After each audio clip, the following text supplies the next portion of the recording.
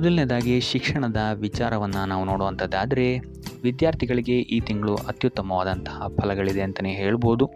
ನಿಮ್ಮ ಕುಶಲತೆಗೆ ತಕ್ಕಂತಹ ಫಲಿತಾಂಶವನ್ನು ನೀವು ಈ ತಿಂಗಳು ನೋಡ್ತೀರಾ ಅಂತಲೇ ಹೇಳ್ಬೋದು. ಇದಲ್ಲದೆ ಉತ್ತಮವಾದಂತಹ ಅವಕಾಶಗಳು ಸಹಿತ ನಿಮಗೆ ನಿಮ್ಮ ಶಿಕ್ಷಣ ಕ್ಷೇತ್ರದಲ್ಲಿ ಸಿಗಿದೆ ಅಂತಲೇ ಹೇಳ್ಬೋದು. ಇನ್ನು ಹೊಸ ಸ್ಥಳಗಳ ಸಂದರ್ಶನ ಭಾಗ್ಯಗಳು ಸಹಿತ ನಿಮಗಿಲ್ಲಿ ಸಿಗುತ್ತೆ. ನಿಮ್ಮ ಶಿಕ್ಷಣದ ಬಗ್ಗೆ ಕೆಲವೊಂದು ಅಸಮಾಧಾನಗೊಳಿಸುವಂತಹ ಅನೇಕ ಸ್ಥಿತಿಗತಿಗಳು ನಿಮ್ಮ ಕಣ್ಮುಂದೆ ಬರಬಹುದು. ಇದಲ್ಲದೆ ನಿಮ್ಮ ಏಕಾಗ್ರತೆಯ ಕೊರತೆ ಇದ್ದರೂ ಸಹಿತ ನಿಮಗೆ ಈ ತಿಂಗಳು ಉತ್ತಮವಾದಂತಹ ಫಲಗಳೇ ಸಿಗುತ್ತೆ ಅಂತ ಹೇಳ್ಬೋದು. ಇನ್ನು ನೀವೇನಾದರೂ ಇಂಜಿನಿಯರಿಂಗ್ ಓದ್ತಾ ಇದ್ದರೆ ಅಥವಾ ವೈದ್ಯಕೀಯ ಕ್ಷೇತ್ರದಲ್ಲಿ ಏನಾದರೂ ಓದ್ತಾ ಇದ್ದೀರಾ ಅಂತ ಹೇಳಿದ್ರೆ, ಅಥವಾ ಕಾನೂನಿಗೆ ಸಂಬಂಧಿಸಿದಂತಹ ವ್ಯಾಸಂಗವನ್ನೇನಾದರೂ ನೀವು ಮಾಡ್ತಾ ಇದ್ದೀರಾ ಅಂತ ಹೇಳಿದ್ರೆ ಉತ್ತಮವಾದಂತಹ ಯಶಸ್ಸು ನಿಮಗೆ ಈ ತಿಂಗಳು ಸಿಗುತ್ತೆ ಅಂತಲೇ ಹೇಳ್ಬೋದು. ಸೊ ಒಟ್ಟಾರೆಯಾಗಿ ವಿದ್ಯಾರ್ಥಿಗಳಿಗೆ ಈ ತಿಂಗಳು ಉತ್ತಮವಾದಂತಹ ಫಲಗಳೇ ಸಿಗುತ್ತೆ. ಇನ್ನು ಕುಟುಂಬ ವಿಚಾರಕ್ಕೆ ಬರುವಂಥದ್ದಾದರೆ, ಕುಟುಂಬ ವಿಚಾರದಲ್ಲಿ ಮೊದಲೆರಡು ವಾರಗಳು ನಿಮ್ಮ ಕುಟುಂಬದಲ್ಲಿ ಶಾಂತಿ, ನೆಮ್ಮದಿ, ಸಂತೋಷ ಉಳಿದಿರುತ್ತೆ ಅಂತಲೇ ಹೇಳ್ಬೋದು. ಇದರಿಂದಾಗಿ ಮನೆಯಲ್ಲಿ ಸಂತೋಷದ ವಾತಾವರಣ ತುಂಬಿರುತ್ತೆ ಅಂತಲೇ ಹೇಳ್ಬೋದು. ಇದಲ್ಲದೆ ಮಂಗಳ ಕಾರ್ಯಗಳು ಸಹಿತ ನಡೆಯುವಂತಹ ಸಾಧ್ಯತೆ ಹೆಚ್ಚಾಗಿದೆ ಅಂತಲೇ ಹೇಳ್ಬೋದು. ಇನ್ನು ವಧು-ವರರ ಅನ್ವೇಷಣೆಯಲ್ಲಿರುವಂಥವರಿಗೆ ಈ ತಿಂಗಳು ಅತ್ಯುತ್ತಮವಾದಂತಹ ಆಪರ್ಚುನಿಟೀಸ್ಗಳು ಸಿಗುತ್ತೆ ಅಂತಲೇ ಹೇಳ್ಬೋದು. ಇನ್ನು ಇದಲ್ಲದೆ ಕುಟುಂಬದವರ ಜೊತೆ ನೀವು ಈ ತಿಂಗಳು ಉತ್ತಮವಾದಂತಹ ಸಮಯವನ್ನು ಸಹಿತ ಕಳಿತೀರಾ ಅಂತಲೇ ಹೇಳ್ಬೋದು. ಸೊ ಇದರಿಂದಾಗಿ ಇಲ್ಲಿ ನಿಮಗೆ ಪರಸ್ಪರ ಪ್ರೀತಿ ಬಾಂಧವ್ಯ ಹೆಚ್ಚಾಗುತ್ತೆ ಅಂತಲೇ ಹೇಳ್ಬೋದು. ಇನ್ನು ಮೂರನೇ ವಾರದಲ್ಲಿ ನೀವು ಕುಟುಂಬಕ್ಕೆ ಸಂಬಂಧಿಸಿದಂತೆ ಸ್ವಲ್ಪ ಖರ್ಚುಗಳನ್ನು ಮಾಡಬೇಕಾಗಬಹುದು. ಸೊ ಇದರಿಂದನೂ ಸಹಿತ ನಿಮಗಿಲ್ಲಿ ಉತ್ತಮವಾದಂತಹ ಫಲಗಳೇ ಇದೆ ಅಂತಲೇ ಹೇಳ್ಬೋದು. ಇನ್ನು ಇದಲ್ಲದೆ ನಿಮ್ಮ ಮಕ್ಕಳ ಕಡೆಯಿಂದಲೂ ಸಹಿತ ನಿಮಗೆ ಈ ತಿಂಗಳು ಶುಭ ಸುದ್ದಿ ಸಿಗುವಂತಹ ಸಾಧ್ಯತೆಗಳು ಹೆಚ್ಚಾಗಿದೆ ಅಂತಲೇ ಹೇಳ್ಬೋದು. ಸೊ ಕುಟುಂಬ ದೃಷ್ಟಿಕೋನದಿಂದಲೂ ಸಹಿತ ನಿಮಗೆ ಈ ತಿಂಗಳು ಅತ್ಯುತ್ತಮವಾಗಿದೆ ಅಂತಲೇ ಹೇಳ್ಬೋದು. ಇನ್ನು ಆರೋಗ್ಯ ವಿಚಾರಕ್ಕೆ ಬರುವಂಥದ್ದಾದರೂ ಸಹಿತ ಆರೋಗ್ಯದ ವಿಚಾರದಲ್ಲೂ ನಿಮಗೆ ಈ ತಿಂಗಳು ಉತ್ತಮವಾಗಿದೆ ಅಂತಲೇ ಹೇಳ್ಬೋದು.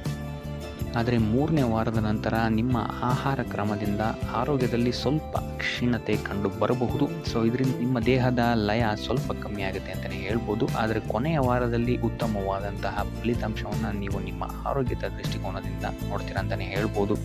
ಸೊ ನಿಮ್ಮ ದೈನಂದಿನ ಚಲನವಲನಗಳಲ್ಲಿ ಆದಷ್ಟು ವ್ಯಾಯಾಮ ಮತ್ತು ಧ್ಯಾನವನ್ನು ಅಳವಡಿಸಿಕೊಳ್ಳುವಂಥದ್ದು ನಿಮಗಿಲ್ಲಿ ಉಪಯುಕ್ತವಾಗಿರುತ್ತೆ ಅಂತಲೇ ಹೇಳ್ಬೋದು. ಇನ್ನು ಈ ರಾಶಿ ಚಕ್ರದ ಮಹಿಳೆಯರು ಆದಷ್ಟು ಸ್ವಲ್ಪ ಹಳೆಯ ಕಾಯಿಲೆಗಳ ಬಗ್ಗೆ ಸ್ವಲ್ಪ ಗಮನವನ್ನು ವಹಿಸಬೇಕಾಗುತ್ತೆ. ಇಲ್ಲ ಅಂತ ಹೇಳಿದ್ರೆ ಹಳೆಯ ಕಾಯಿಲೆಗಳು ನಿಮಗಿಲ್ಲಿ ಸ್ವಲ್ಪ ಉಲ್ಬಣಿಸುವಂತಹ ಸಾಧ್ಯತೆ ಹೆಚ್ಚಾಗಿದೆ ಅಂತಲೇ ಹೇಳ್ಬೋದು. ಸೊ ಒಟ್ಟಾರೆಯಾಗಿ ನಿಮಗಿಲ್ಲಿ ಆರೋಗ್ಯಕ್ಕೆ ಸಂಬಂಧಿಸಿದಂತೆ ಅಂಥ ದೊಡ್ಡ ಸಮಸ್ಯೆಗಳೇನಿಲ್ಲ ಅಂತಲೇ ಹೇಳ್ಬೋದು. ಇನ್ನು ವೃತ್ತಿ ವಿಚಾರಕ್ಕೆ ಬರುವಂಥದ್ದಾದರೆ, ವೃತ್ತಿ ಜೀವನದಲ್ಲಿ ನಿಮಗೆ ಈ ತಿಂಗಳು ಒಳ್ಳೆಯ ಸುದ್ದಿಗಳನ್ನು ಕೇಳುವಂತಹ ಸಾಧ್ಯತೆ ಹೆಚ್ಚಾಗಿದೆ ಅಂತಲೇ ಹೇಳ್ಬೋದು. ಸೊ ನೀವು ಬಯಸಿದಂತಹ ಫಲಿತಾಂಶಗಳು ನಿಮ್ಮ ಕಾರ್ಯಕ್ಷೇತ್ರದಲ್ಲಿ ನಿಮಗೆ ಸಿಗುತ್ತೆ ಅಂತಲೇ ಹೇಳ್ಬೋದು.